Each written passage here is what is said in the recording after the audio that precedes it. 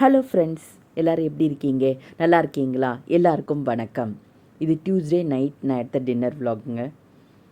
நாங்கள் சின்ன குழந்தையாக இருக்கும்போது எங்கள் அம்மாட்ட நாங்கள் நான்வெஜ் கேட்டு அடம் பிடிப்போம். அப்போ எங்கள் அம்மா எங்களுக்கு செஞ்சு தரக்கூடிய சாப்பாடு புலாவ், உருளைக்கிழங்கு போட்டு ஒரு கிரேவி, முட்டை இருந்தால் முட்டை பொரித்து தருவாங்க, இல்லைன்னா அப்பளம் பொரித்து தருவாங்க.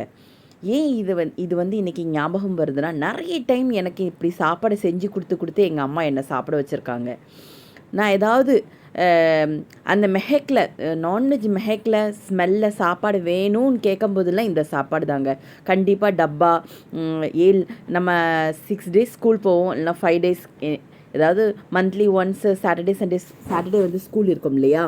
அப்போ அம்மா என்ன செய்வாங்க அப்படின்னா, இந்த சாப்பாடு தான் எனக்கு வந்து வெட்னஸ்டே அப்புறம் ஃப்ரைடே இந்த சாப்பாடு எனக்கு தந்துடுவாங்க. எப்படியும் வீக்லி 2 or 3 டேஸ் இந்த சாப்பாடு என் டப்பாவில் இருக்கும். இந்த சாப்பாடு எனக்கு தரும்போதெல்லாம் என் டப்பா வந்து சாயங்காலம் வரும்போது எம்டி டப்பா தாங்க. ஏன்னா இந்த நான்வெஜ் ஸ்மெல் மாதிரி எங்கள் அம்மா இது கொடுத்து செய்வாங்க. அதனால் நாங்கள் எல்லாருமே எங்கள் வீட்டில் எல்லாருக்குமே ரொம்ப பிடிக்கும். எங்கள் அப்பா ஊருக்கு போயிடுவாங்க, எங்கள் அம்மா மட்டும்தானே எங்களை பார்த்துக்கணும். அப்போ வந்து நாங்கள் அடம்பிடிப்போம், நான்வெஜ் வேணும் சண்டே அதுமா அப்படின்னு கேட்ட உடனே எங்கள் அம்மா எங்களுக்கு செஞ்சு கொடுக்குற சாப்பாடு இதுதான். இதை நான் நான்வெஜ் தான் பண்ணியிருக்கேன் அப்படின்னு எங்கள் அம்மா அடித்து சொல்லுவாங்க. நாங்கள் போய் பார்த்தா உருளைக்கிழங்கு இருக்கும். இப்படி எத்தனை தடவை எங்கள் அம்மா எங்களை ஏமாற்றி இந்த சாப்பாடை சாப்பிட வச்சுருக்காங்க தெரியுமா? அதெல்லாம் இந்த மெமரியில் உங்களுக்கு வந்து அதெல்லாம் எனக்கு ஞாபகம் வருதுங்க. இந்த சாப்பாடு நான் செஞ்ச உடனே எனக்கு ஞாபகம் வந்தது அந்த விஷயங்கள் தான். இது வந்து ஒரு பிளெயின் கிரேவி தான் வச்சுருந்தேன். அதுக்கு நான் ஏற்கனவே ரொம்ப டீட்டெயிலாக இதில் காமிச்சிட்டேன். வெங்காயம், தக்காளி பழம், பச்சை மிளகா, இஞ்சி, பூண்டு, லவங், பட்டை, ஏலக்காய், அதுக்கப்புறம் சோம்பு, சீரகம், கொஞ்சோண்டு மிளகு எல்லாத்தையுமே நான் அரைச்சி வச்சுக்கிட்டேன். இதில் வந்து நான் வந்து வெறும் இஞ்சி, பூண்டு, அந்த கரம் மசாலா ஐட்டம்ஸ் தனியாகவும், வெங்காயம், தக்காளி பழம் தனியாகவும் அரைச்சி வச்சுக்கிட்டேன். சாப்பாடுக்கு வந்து அதுலேருந்து கொஞ்சம் பேஸ்ட்டும், கிரேவிக்கு வெங்காயம், தக்காளி பழம், பச்சை மிளகாய் இந்த அரைச்ச பேஸ்ட்டும் வச்சாச்சு. ஒரே ஒரு உருளைக்கிழங்கு நான் இதை ஆட் பண்ணிக்கிட்டேன். உங்களுக்கு தேவைன்னா இதை நீங்கள் சோயா கூட நீங்கள் ஆட் பண்ணி, சோயா சங்க்ஸ் கூட நீங்கள் இதை ஆட் பண்ணி நீங்கள் குழந்தைங்களுக்கு செஞ்சு கொடுக்கலாம். ஆனால் நான் சோயா சங்க்ஸையும் நான் சிக்கன் நினச்சிருக்கேன் இவ்வளவோ தடவை. அப்புறம் தான் எனக்கு விவரம் தெரிஞ்சதுக்கப்புறம் இல்லை அப்படின்னு சொல்லி நான் அம்மாட்ட சொல்லுவேன், இது இல்லை, இது சிக்கன் இல்லை அம்மா, நீங்கள் என்னை ஏமாத்துறீங்க அப்படின்னு நான் சொல்லுவேன் எங்கள் அம்மாட்ட. நான் வந்து அந்த நான்வெஜ்க்கு தான் ரொம்ப விரும்புவேங்க. அந்த மெஹக்கு ரொம்ப ஆசைப்படுவேன் சின்ன வயசில். அப்போ எங்கள் அம்மா இப்படி தான் எனக்கு சாப்பாடு கொடுக்கும். இன்றைக்கி ரொம்ப ரொம்ப ரொம்ப ஞாபகம் வருது அந்த விஷயம்தான். அதனால தான் உங்கள் கூட ஷேர் பண்ணணும்னு சொல்லி இந்த ஃபுட்டை வந்து உங்களுக்கு நான் செஞ்சு காமிச்சேன். என் குழந்தைக்கும் இந்த சாப்பாடு ரொம்ப பிடிக்குங்க. ஆனால் நான் வீக்லி 2 times 3 times பண்ண மாட்டேன். நான் மந்த்லி 1 times இல்லை 2 times தான் இந்த சாப்பாடு நான் பண்ணுவேன். ஆனால் சிக்கன் கிரேவி, இது கூட மட்டன் சாப்ஸ், அப்படி எது வச்சாலும் ரொம்ப டேஸ்டியாக இருக்கும். முட்டைக்கறி, என்ன தான் நீங்கள் முட்டைக்கறி, உருளைக்கிழங்கு போட்டு கூட்டு வச்சாலும் அந்த சிக்கன் மட்டன் கிரேவி பக்கத்தில் இந்த சாப்பாடு போகவே போகாதுங்க. நல்லா நீங்கள் சாப்பிட்ணுன்னு முடிவு பண்ணிட்டீங்கன்னா சிக்கன் மட்டன் கிரேவி வச்சு சாப்பிட்டு பாருங்கள், சரியா? ரொம்ப டேஸ்ட்டாக இருக்குங்க. இன்னொரு தடவை நான் சிக்கன் மட்டன் கிரேவி கூட உங்களுக்கு இந்த சாப்பாடு செஞ்சு காமிக்கேன். இது வந்து பிளெயின் புலாவ்னு சொல்லுவாங்க. இதில் நீங்கள் வெஜிடபிள் ஆட் பண்ணிங்கன்னா வெஜிடபிள் புலாவ், அவ்வளோதான் டிஃப்ரென்ஸ், வேறு எதுவுமே கிடையாது. இத்தினோண்டு இஞ்சி பூண்டுக்கு கிடைக்கிற அந்த மெஹக் எதுக்குங்க கிடைக்கி? அது வந்து பாருங்களேன், சிக்கன் மட்டனையே அப்படி அடித்து தூக்கிடுது. அப்படிலாம் எங்களை எங்கள் அம்மா சாப்பிட வச்சுருக்காங்க. அதுதான் சொல்ல வந்தேன், வேறு ஒன்றும் இல்லை. இந்த விஷயங்கள், நிறைய மெமரிஸ், இதில் நிறைய மெமரிஸ் இருக்குங்க இந்த சாப்பாடில். எங்கேயாவது போகணும், எங்கேயாவது டூர் போகணும், இல்லை எங்கேயாவது குளிக்க போகிறோம், நம்ம ஊரில் தலையணை, மணிமுத்தாறு, எந்த ஒரு ஃபால்ஸ்க்கு போனாலும் அங்கே போய் செய்கிற சாப்பாடு இதுவாக தான் இருக்கும். அங்கே போய் போன உடனே எல்லாமே அரிசி எல்லாமே அளந்து கொண்டு போயிடுவாங்க. உடனே ஒரு தேக்ஸா வைக்கணும், டக்குன்னு இந்த சமையல் ஒரு கிரேவி வச்சு எல்லாருக்கும் பரிமாறிடுவாங்க. எங்கள் வீட்டில் எங்கள் அம்மா வந்து இதனுடைய மெஷர்மெண்ட்ஸில் எல்லாமே, இஞ்சி பூண்டில் இருந்து கரம் மசாலாலேருந்து எல்லாமே பாக்ஸில் வச்சு கொண்டு போயிடுவாங்க. கொண்டு போய்ட்டு அங்கே போய் சமைச்சு நாங்கள் எல்லாருமே செஞ்சு, சம்பல் நீங்கள் வேணுனாலும் இதுக்கு வச்சுக்கலாம். தயிர் சம்பல் வச்சாலும் சூப்பராக இருக்குங்க. ஆல் டைம் ஃபேவரட் ஃபுட்னா சொல்லலாம் இந்த சாப்பாட்டை. எல்லாருமே அப்பார்ட்மெண்ட் பில்டிங் பற்றி கேட்டிருந்தீங்க. நான் கண்டிப்பாக சொல்கிறேங்க. அப்பார்ட்மெண்ட் பில்டிங்கில் எப்படி கிராக் விழுது அந்த செவுரில் அப்படின்னு கேட்டிங்கன்னா, அப்பார்ட்மெண்ட் பில்டிங்கில் இருக்கக்கூடிய ஒவ்வொரு செவரும் வந்து நமக்கு சொந்தம் கிடையாது. இப்போ வந்து இந்த வீங்கில் வந்து 4 வீடு இருக்குதுன்னு வைங்களேன். 4 வீட்டில் வந்து பக்கத்து வீடு இருந்தால் ஒரு செவரு எங்கள் 2 பேருக்கும் பொது. அதே மாதிரி தான் எங்கள் கிச்சன் செவரும் முன்னாடி வீட்டுக்கும் எங்கள் வீட்டுக்கும் பொது. அந்த வீட்டில் ஏதாவது ஒரு ஒர்க் பண்ணால் எங்கள் வீட்டு செவரு கண்டிப்பாக டேமேஜ் ஆகும். அப்படி ஆனது தான் இந்த டைல்ஸ் எல்லாமே ஏர் வாங்கி இருக்குது. இதே மாதிரி உங்களுக்கு வந்து உங்களுக்கு வந்து பாத்ரூம் ஃபுல்லாக கண்டிப்பாக லீக்கேஜ் ஆகுங்க. தண்ணி போகிற இடம் எல்லாமே லீக்கேஜ் ஆகும். இந்த செவுரு எல்லாமே இந்த பொறிஞ்சு கீழே விழ தான் செய்யும். அதை நம்ம வந்து என்ன செய்யணும், ஒயிட் வாஷ் தான் பண்ணிடணும். அப்போ தான் அப்பார்ட்மெண்ட் பில்டிங் வீட்டில் இருக்கிறது பெரிய மேட்ரே கிடையாதுங்க. ஆனால் அதை மெயின்டெனன்ஸ் பண்ணுறது ரொம்ப பெரிய விஷயம். இல்லைன்னா மேல் வீட்டுக்காரங்கன்னா கம்ப்ளைண்ட் பண்ணுவோம் பாத்ரூம் லீக் ஆகுதுன்ட்டு. கீழ் வீட்டுக்காரங்க நம்மள்கிட்ட வந்து கம்ப்ளைண்ட் பண்ணுவாங்க. வேறு என்ன செய்ய முடியும்? நம்ம எப்போ செய்வோமோ இப்போ வாட்டர் ப்ரூஃப் சிமெண்ட்ஸ் எல்லாமே வந்துருச்சு இல்லையா? ஒயிட் வாஷ் எல்லாமே வந்துட்டு இது எவ்வளோ தான் நீங்கள் அதை யூஸ் பண்ணாலும் நீங்கள் 2 வருஷத்துக்கு ஒரு தடவை இல்லை 3 வருஷத்துக்கு ஒரு தடவை வீடை கண்டிப்பாக மெயின்டைன் பண்ணியே ஆகணுங்க. இல்லை அப்படின்னா இப்படி கிராக்ஸ் விழ தான் செய்யும். அவங்க வேலை பார்க்கும்போது நமக்கு ஒரு மெசேஜ் கொடுப்பாங்க, நாங்கள் இப்படி ஒர்க் பண்ண போகிறோம் சொல்லி கொடுப்பாங்க. பட் என்ன கொடுத்து என்ன புண்ணியம்? ஒன்றுமே கிடையாது. அவங்க ஒரு சின்ன ஒரு ஆணி அடித்தாலும் கூட நமக்கு வந்து இங்கே டைல்ஸ் வந்து கிராக் விழுங்க. அப்படி விழுந்தது தான் நம்ம அடுப்பாங்கிற டைல்ஸ் வந்து கிராக் ஆகி போய் இருக்குது.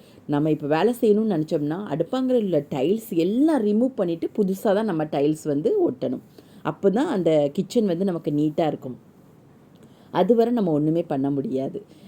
இங்கே வந்து உங்களுக்கு அதனால தான் நம்ம வாடகை வீட்டுக்காரங்களை வந்து நீங்கள் ஆணி அடிக்காதீங்க அப்படின்னு சொல்கிறது காரணமோ என்னமோ தெரில. நீங்கள் அப்பார்ட்மெண்ட் பில்டிங்கில் வந்து அந்த சைடு உள்ள செவுரு, அதாவது உங்களுடைய ரைட் சைடில் உள்ள செவுரு ஃபுல்லாக பில்டிங்க்கு சொந்தம், லெஃப்ட் சைடில் உள்ள செவுரு வந்து 2 பேருக்கும் பொது.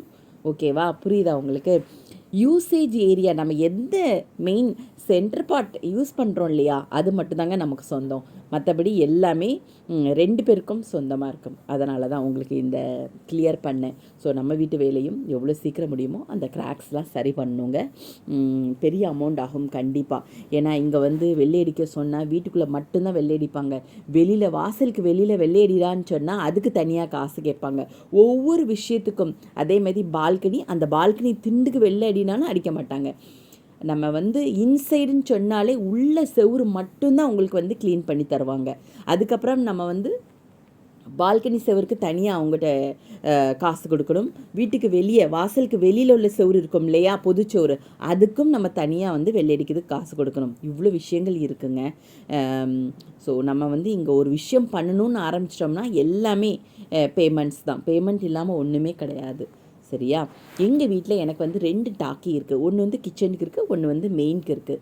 ஸோ கிச்சனில் உள்ள டாக்கி வந்து எனக்கு வந்து காலையில் பாத்திரம் வளர்க்கறதுக்காக யூஸ் பண்ணிக்கிடுவேன். மெயினில் உள்ள டாக்கி வந்து பாத்ரூமுக்கு, அப்புறம் 2 பாத்ரூமுக்கும் என்னுடைய வீட்டு செலவுகளுக்கும் ஆயிரும். அவ்வளோ. வாஷ்ரூம்காண்டி வச்சுருக்குது ஒரு டாக்கி. இது நீங்கள் கேட்ட கொஸ்டினுக்கு நான் ஆன்சர் பண்ணிட்டேன்னு நினைக்கிறேன். ஓகேவா? தேங்க்யூ ஸோ மச்ங்க. நான் அன்றைக்கி நைட்டு வந்து நானும் என் குழந்தையும் தான் இருந்தோம். எங்கள் வீட்டு தலைவர் வந்து ஊருக்கு போயிருந்தார். அதனால் நாங்கள் நான்வெஜ் எடுக்கலை. ஸோ நான்வெஜ் சாப்பிடணும்னு சொல்லி ஆசை வந்துருந்துச்சு. ஸோ நாங்கள் என்ன செஞ்சோன்னா புலாவ் பண்ணி இப்படி ஒரு கிரேவி வச்சு முட்டை பொரித்து நானும் என் குழந்தையும் நாங்கள் சாப்பிட்டோம். அன்றைக்கி அப்படி சாப்பிட்டதுக்கப்புறம் தான் எங்களுக்கு வந்து ஓகே, நல்லா திருப்தியாக சாப்பிட்ட மாதிரி ஒரு ஃபீல் வந்துச்சுங்க. நீங்களும் உங்கள் வீட்டில் இதே மாதிரி சாப்பாடு செஞ்சு சாப்பிட்டு எப்படி இருக்குன்னு எனக்கு கமெண்ட் பண்ணுங்கள். சரியா? இதே மாதிரி உங்களுக்கும் சின்ன வயசு மெமரி, இந்த சாப்பாடு அம்மா கொடுப்பாங்க, இந்த சாப்பாடு எங்கள் அம்மா ரொம்ப நல்லா பண்ணுவாங்க அப்படின்னா எனக்கு கமெண்ட் பண்ணுங்கள். சரியா? எங்கள் அக்காவுக்கு வந்து தெரிஞ்ச ஒரே ஒரு குழம்பு வந்து சின்ன வயசில் தால் மட்டும்தான் எங்கள் அக்காவுக்கு தெரியும். சாம்பார் பண்ணுவாள், தனியாக வைப்பா எங்கள் அக்கா. நாங்கள் அதை ஊற்றி அப்பளம் வச்சு அம்மா அப்பா யாராவது ஊருக்கு போயிடுவாங்க இல்லையா, ஏதாவது கல்யாண வீடு ஃபங்க்ஷன் வந்துக்கிட்டே தான் இருக்கும், போயிடுவாங்க. அப்போ எங்கள் அக்கா வந்து தனியாக ஒரு சாம்பார் வச்சு அப்பளத்தை வச்சு கொடுத்துருவா, நாங்கள் சாப்பிட்ருவோம். அதேமாதிரி எனக்கு சின்ன வயசில் தெரிஞ்ச ஒரே குழம்பு தக்காளி பழம், வெங்காயம், பச்சை மிளகாய், அதில் மஞ்சப்பொடி, வத்தப்பொடி, உப்பு இவ்வளோண்டு போட்டு வதக்கி சாப்பாடு செஞ்சு நான் அதில் பசைஞ்சு சாப்பிடுவேன். அந்த குழம்பு அதை தவிர எனக்கு ஒன்றுமே தெரியாது. கிட்டத்தட்ட ஒரு 12th படிக்க வரைக்கும் நான் அந்த ஒரு குழம்பு தான் வச்சு அட்ஜஸ்ட் பண்ணிட்டு இருந்தேங்க. காலேஜ் எல்லாத்துக்குமே அந்த ஒன்று தான் செய்வேன். எனக்கு தால் கூட எங்கள் அக்கா வைக்க தால் கூட எனக்கு வைக்க தெரியாமல் இருந்தது. ஏன் இந்த மெமரிஸ் சொல்கிறேன்னா, எல்லோரும் கேட்கீங்க உங்களுக்கு யார் இந்த ஃபுட்டெல்லாம் உங்களுக்கு சமைச்சு சொல்லி கொடுத்தா அப்படின்னு. யாருமே சொல்லி கொடுக்கலங்க. நானும் சொல்கிறேன்ல, அந்த தக்காளி குழம்பு மட்டும்தான். அந்த தக்காளி அந்த வதக்குவோம் இல்லையா, ரொட்டிக்கு வச்சு சாப்பிடுவோம் இல்லையா, அந்த மட்டும்தாங்க தெரியும். அதுக்கப்புறம் நம்ம இங்கே வந்ததுக்கப்புறம் நமக்கு யாருங்க பொங்கி கொடுப்பா? நம்ம ஊருக்கா உடம்புடியும் சாப்பாடுக்காண்டி அம்மா கையால் சாப்பிடணும், அக்கா கையால் சாப்பிடணும்ட்டு நானே இங்கே அம்மாட்ட ஃபோன் பண்ணி கொஞ்சம் கேட்டுக்கிடுவேன், அக்காட்ட கொஞ்சம் ஃபோன் பண்ணி கேட்டுக்கிடுவேன், எப்படி சமைக்கணும், என்ன செய்யணும் அப்படின்னு சொல்லி கொஞ்சம் கொஞ்சம் கேட்டு கேட்டு கேட்டு சமையல் பண்ணுறது தான். அப்புறம் ஃப்ரெண்ட்ஸ் வீட்டுக்கு நம்ம போவோம் இல்லையா, அவளுக்கு ஏதாவது 2 விஷயங்கள் தெரிஞ்சிருக்கும், நமக்கு தெரிஞ்சது அவளுக்கும், அவளுக்கு தெரிஞ்சது நம்மளும் அப்படியே மாற்றி மாற்றி கற்றுக்கிட்டோம். எனக்கு இங்கே இருக்க ஃப்ரெண்ட்ஸ் எல்லாமே ஆந்திராக்காரங்க தான். ஆந்திரா, கர்நாடகா, அப்புறம் வந்து தெலுங்கானா தான். அப்படி தான் அந்த அவங்க கூட சேர்ந்து கொஞ்சம் டிஷ்ஷை நான் கண்டுபிடிச்சேன். மகாராஷ்டிரியன் ஃப்ரெண்ட்ஸ் எனக்கு நிறையங்க. ஸோ அவங்ககிட்ட இருந்து மகாராஷ்டிரியன் டிஷ் கொஞ்சம் கற்றுக்கிட்டேன், சட்னி கற்றுக்கிட்டேன். நம்மளுடைய டிஷ் அவங்களுக்கு சொல்லி கொடுத்தா அவங்களுக்கு கொஞ்சம் ஏன்னா நம்ம வந்து மசாலா பொடிலாம் யூஸ் பண்ணுறோம் இல்லையா, அவங்க வந்து அவங்க ஸ்டைல் மசாலா பொடி யூஸ் பண்ணுவாங்க. ஸோ ஓகே, நாங்கள் 2 பேரும் மாற்றி மாற்றி ஷேர் பண்ணிக்கிடுவோம் எல்லா விஷயத்தையும். நான் சாம்பார் பொடி அவங்களுக்கு கொடுப்பேன், அவங்க வந்து மகாராஷ்டிரியன் மசாலா எனக்கு கொடுப்பாங்க. அன்றைக்கி சாப்பாடெலாம் போட்டு செஞ்சு சாப்பிட்டு உங்களுக்கு டேஸ்ட்டும் சொல்லிட்டேங்க. சூப்பராக இருந்தது. இதேமாரி ட்ரை பண்ணுங்கள் சரியா? என் வீடியோ நிறைய பேர் பார்க்குறீங்க. லைக் பண்ணுங்கள், ஷேர் பண்ணுங்கள், சப்ஸ்கிரைப் பண்ணுங்கள். எல்லாருக்கும் ரொம்ப ரொம்ப நன்றிங்க. ரொம்ப ரொம்ப நன்றி.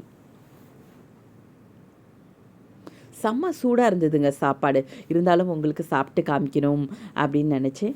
ஸோ உங்களுக்கு வந்து அதை நான் ஷோ பண்ணிட்டேங்க. ஊதி ஊதி ஊதி சாப்பிட்டு காமிச்சிட்டேன் இப்படியோ.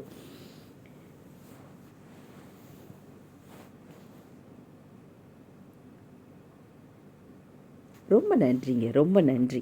Thank you so much. Lots of லவ்ங்க எல்லாருக்கும் எல்லாருக்கும் எல்லாருக்கும் ரொம்ப நன்றிங்க.